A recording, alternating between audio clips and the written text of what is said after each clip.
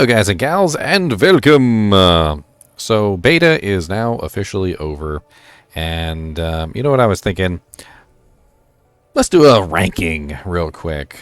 Now I didn't get to play every single build on every single character, but I did play multiple characters, including multiple druids, and I had a lot of fun playing all the characters, and I thought it would be fun to rank them from worst, what I feel is the worst, to the best. Now, we only got to level 25, so let me preface this just by saying that, you know, we really can't tell the full power level of the classes in this beta. But if I have to rank them by worst to best, unfortunately, I think I have to say that the Druid was the worst. And it's not because I think he's terrible, but it's because he didn't have access to his spirit boons. So the Druid has a whole tree of spirit boons that give him some pretty massive increases in his usefulness. And he did not have access to any of them during the beta, and unfortunately I think this just really hurt the Druid overall. He was still a very playable character. I had a lot of fun with the Druid, and I did both an Earth Druid and a Werewolf Toxic Druid, and I also played around with some of the other abilities like the Storm abilities and whatnot, and I had a lot of fun playing. It was a very challenging build, but definitely without those boons I can't really get a good feel for the Druid, and I think in the future, once we have those boons in our hands, I think the Druid will be a lot more powerful, but there was also a lot of issues with the builds on the Druid. So one of the things that I noticed with the Druid was that a lot of his builds required more points than some of the others. Like when I made the Bleed Barbarian, or the Lightning Sorceress, or the Trapsin, or even the Necromancer, it felt like I had plenty of points, skill points, to do what I needed to do at level 25. And I know when we get to level 50 and we cap out our renown, we're going to have more skill points. But it was a lot harder to make the builds that I wanted to make with the Druid than it was with the other classes. The next on the list, I would say, is the Barbarian. And the Barbarian was also restricted in the same way. He did not have access to his expertise system. Now, I had no problem killing anything in this guy, but one thing I will say is that the Barbarian was a lot harder to level up than some of the other classes, but once he did get access to his skills, once he did have his passives and everything set up, he was actually a force to be reckoned with. And that's why I'm going to give him the number, what is it? We have 5 classes, so the number 4 slot. He's going to get the number 4 slot. Next on the list, I'm going to have to put is the Trapsin. Although the Trapsin was, or rather the Rogue in general, although the Rogue was really powerful, and I did feel like the Rogue was really powerful, I did feel like the Sorceress and the Necromancer beat her. And I think it was really just, honestly, because I had a lot easier time leveling up on the Sorceress and the Necromancer than I did the Rogue. But the Rogue does have a lot of really powerful builds. For instance, one thing that she can do very well is the bow skills, which I used 1 or 2 of the legendaries with some of her bow skills, and the Shadow Imbuement, which, by the way, the Shadow Imbuement on the frickin' Rogue is amazing. And she was able to pretty much demolish an entire screen, which was pretty damn cool. Her trap build tree is really awesome, and I had a lot of fun playing around with the poison trap, the death trap, and the caltrops, and dropping the smoke grenades and all that. That was pretty cool. The one path that I didn't explore as heavily was the melee path. I'm not really a big stealth game character, and the melee path really just seemed like a stealth character, and I just didn't want to go down that path, so I apologize. Next on the list, I'm going to rank the Sorceress. The Sorceress, or sorry, not the Sorceress, the Necromancer. The Necromancer in the number 2 spot. So far we have Earthbender. The Druid is, in general, is number 5. I put Barbarian at number 4. The Rogue at number 3, and the Necromancer at number 2. Now, why did I put the Necromancer at number 2?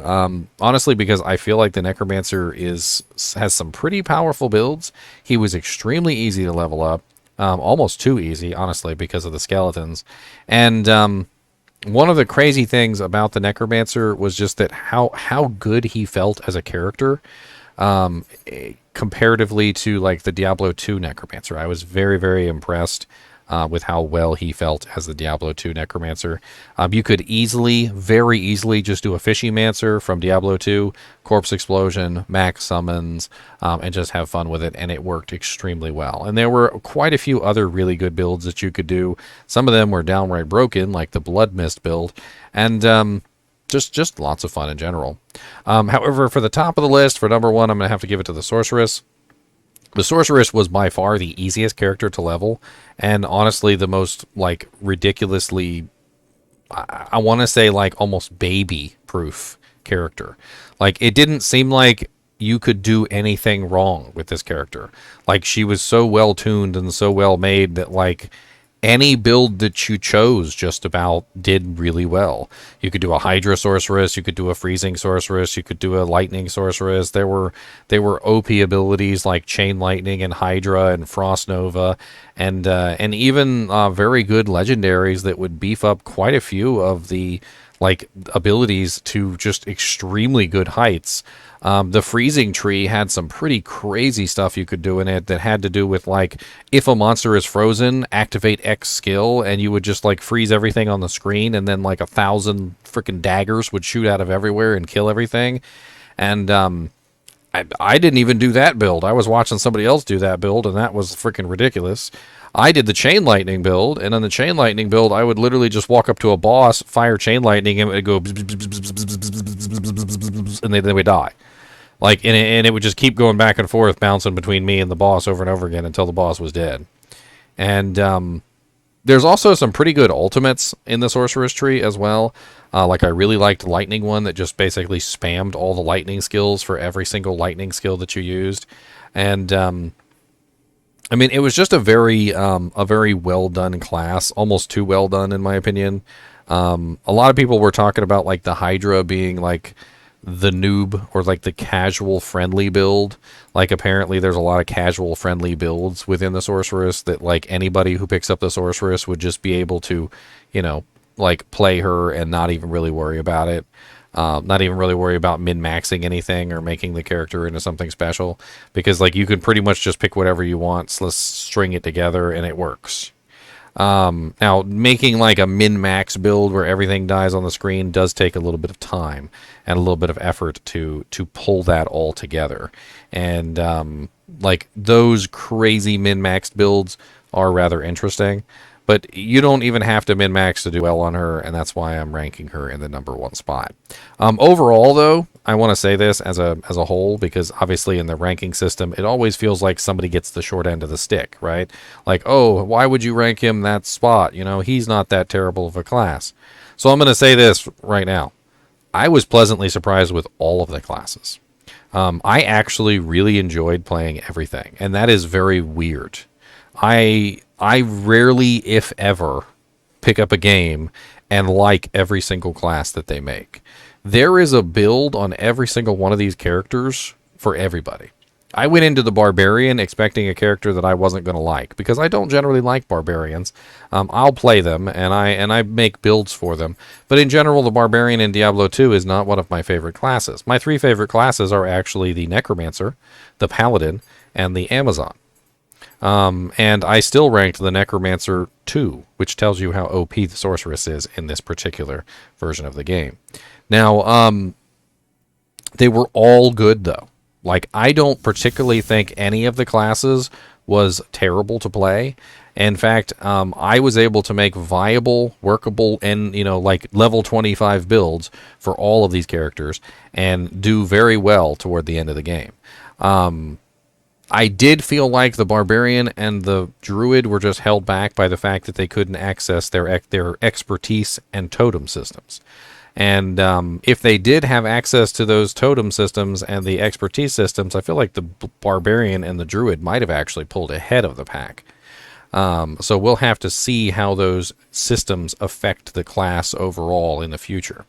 Meanwhile, the Necromancer had basically full access to his system, with the exception of 2 golems. The Sorceress had full access to her system, and the Trapsin had full access to 2 of her systems, but not the third. Although I don't think the third one would have made that much difference for most of the rogues, only really the Trapsins and stuff. Now, it is important to talk about the rogue really quickly before we finish this video. The rogue is 3 characters in one. I would not go into the rogue with any assumptions, thinking that she is a ranged character, or thinking that she is a melee character, or thinking even that she is a trap character, because she is all 3. You can make her whichever build you want to make her. So if you want a trap sin, then make a trap sin. If you want a Amazon-esque type character, then you can do that. You can make a full bow character on the rogue. And if you want to do a full melee character, you can make a full melee character on her. She is literally just like all 3 in one. The Druid is very similar in that way as well. The Druid literally has a build for a really tanky bear, a very aggressive fighter werewolf, a storm druid, a earth druid, and like a whole bunch of builds in between, which are just kind of crazy. Even a wind druid as well. And similarly, the Necromancer really does have a lot of fun things you can do with him too. You can be a melee Necromancer, you can be a caster Necromancer, a summon Necromancer, and everything in between. So it's a very customizable character overall. Meanwhile, the Sorceress is exactly what you would expect. She's fire, lightning, ice. And you can mix that fire, lightning, and ice in many different combinations, but that's what she is. She's fire, lightning, ice. And if you choose full fire, you can go through the full fire tree. If you choose full ice, you can go to the full fire, the ice tree, and so forth and so on. But a lot of people actually have found some fun in mixing together the abilities, because they do have some very interesting synergistic properties. Anyway, I think that's pretty much it for this, and as always, I do appreciate you guys and gals watching my videos, even when I can't play my outro, and as always, keep watching.